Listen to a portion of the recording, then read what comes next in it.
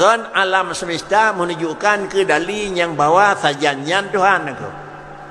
Sehingga yang merumpuk di dalam pendengaran dan dalam tulisan adalah lahir Allah ba'alam, termasuk lahir Allah ba' Muhammad. Makna ji pakri dih ta'u na Allah ni pegat Nur Muhammad. Dih takalan carang Allah ni pegat Nur Muhammad. Dih takalan memang alim Allah ni pegat dih Muhammad. Lahir ketulih. Menyo memang lahir ji mana pakri dih barang yang kana. Kan lahir orang yang pun jadi ni. Menyo lahir Allah ba'alam sama dengan alam merupakan dasar, Allah merupakan ujung. Menyomena pemahaman bak delun sang halumpang dalam tauhid niku. Menyolahi Allah ba'alam halumpang dalam tauhid. Tetapi maknanya pakri na tulisan dalam kitab, na tulisan lahir Allah pada alam, na tulisan na. Apa maknanya Allah dalam posisi na. So tepu na Tuhan, baik pegat sapu Tuhan aku.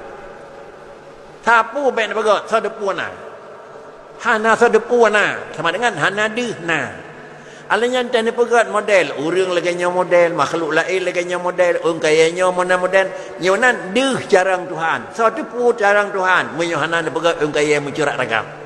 Satu pu jarang Tuhan, menyohana pegat warna kulit, suku dan bangsa berbeza. Menyomanan lahirlah Allah ba'alam kan adalah hinan tibiyat Tuhan ba'alam itu.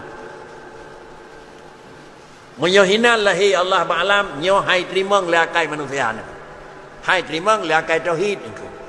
Warumah cok ia tikang gelas, cok menyek tikang gelas. Yang pun tugas tamang aduk menyek ngai ia niku. Pajan piyuh asal kami nyatu ia ngai menyek kajik piyuh niku. Sawai menyatu ia ngai menyek ngabih umur urang giling niku.